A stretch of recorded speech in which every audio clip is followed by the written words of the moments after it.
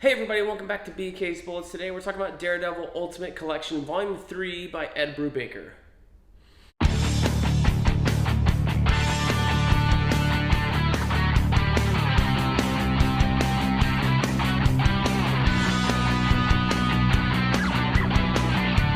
Hey everybody, welcome back to BK's Bullets. As always, I'm your host, Brent, and today we're talking more Daredevil. This is the last Ed Brubaker video that we're going to talk about his Daredevil run. This is Ultimate Collection Volume 3. This collects 106 to 119 along with the final issue Daredevil number 500. So, after Volume 2's, better than average tale, interesting thing with Mr. Fear, we get a little 5-issue break here with a story co-written by Greg Rucka. So it's Brubaker and Rucka teaming back up on Daredevil after they had done, I think, Gotham Central about 10 years prior. So again, this is about 10 years old or so. We're talking about the Dark Avengers era of Daredevil, moving out of the Bendis Avengers, that kind of stuff, in terms of where we are in the Marvel timeline or whatever, right? So that is a cool little story, and it sees, they kind of figured out what to do with Milla, Matt's wife, and kind of put her in an insane asylum.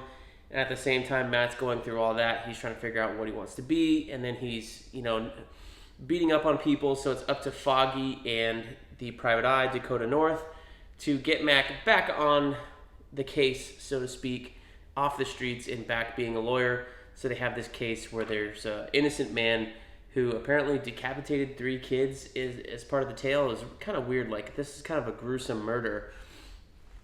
Why would you pick something so gruesome in here, Brubaker, right? So that's kind of interesting. Got Paul Azaceta filling in on art some of the time here. Although with Stefano Guadiano doing the inks, it's hard to tell where Azaceta begins and where Guadiano ends. Just like the framing and everything's very similar to Michael Lark, and with Guadiano on inks, it's hard to tell exactly what's happening on here because he brings a cohesiveness to the entire book. With all of these different artists. You have also Clay Mann filling in, I believe, on 111. And even his stuff looks like Michael Lark with Guadiano on inks.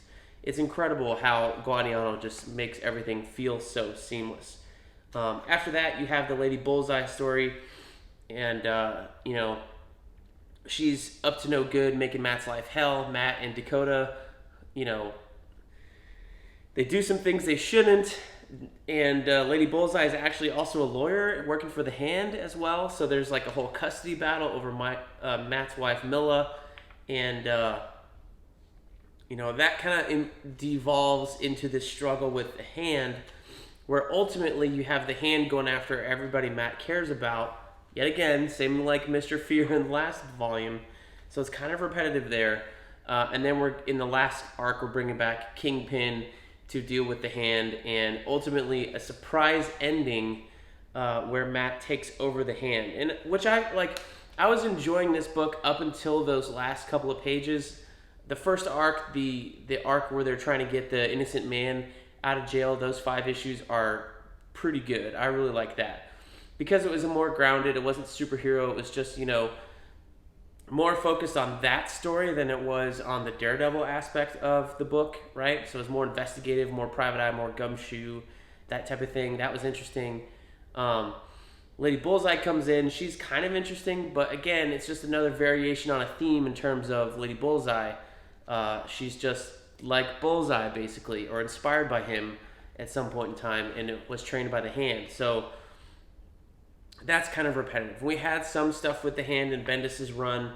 We're still dealing with Matt, like, will he, won't he get his life together, figure out that he loves his wife or doesn't love his wife, like, what is going on there? It's all really, really confusing as to why he's doing what he's doing, after all. So that is just kind of weird. It's like, Matt, you're I don't exactly know how to describe it. Like, I know he had a mental breakdown in Bendis' run, and this is kind of like fallout from that still, if you really want to go back through it, but he's never making any smart decisions. He's always making the dumb decision, and it just feels like his first instinct is to make the dumbest decision possible, and somehow he still comes out on top. Even with the Hand focusing on him and trying to make him the target, it still feels weird because it feels like they're trying to take him down, but ultimately it's somehow this other character, Master Izzo's plan to make him the leader of the Hand.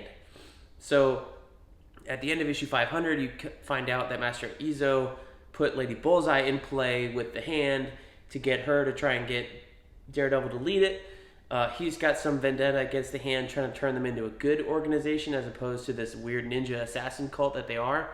But the whole thing of Matt becoming the leader of the Hand just feels like it doesn't feel as good a setup. Like if you're gonna compare it to the end of Bendis' run, where Bendis set everything up and you watch the dominoes fall on Matt Murdock, on Kingpin, and send them both to prison. This does not have that same feeling. Mr. Fear was a pretty good arc. Those 12 issues.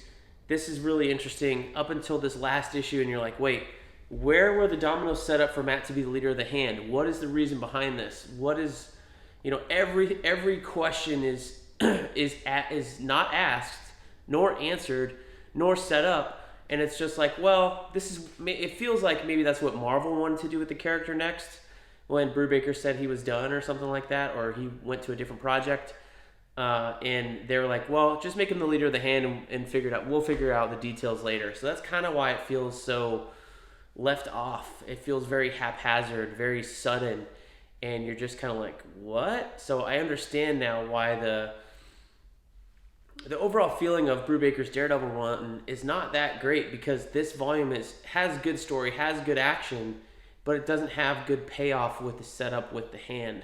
It doesn't feel like a cliffhanger that's earned, although some of them aren't ever. They're meant to be cliffhangers, but there's no tension building to give you this cliffhanger that you're like, oh, come on, I can't wait to read the next volume of Daredevil. So that's very confusing. It's shorter than Bendis' run. I'm not trying to compare it, but I can feel why sometimes this doesn't get the love it deserves, or just because you're always comparing it to Bendis, because it feels like it really does feel like an extension of Bendis' run. You have Michael Lark on here, whose style is, it is different from Alex Maleev, but in terms of grit and grime, it still has that same like New York grit and grime feel that they're going for. They're going for the same thing. So that is very samey, I guess. Bendis and Brubaker are two very different writers. Brubaker is a lot more focused on plot and not about words, whereas Bendis is very focused on words. He's very wordy. Even his Daredevil run was wordy.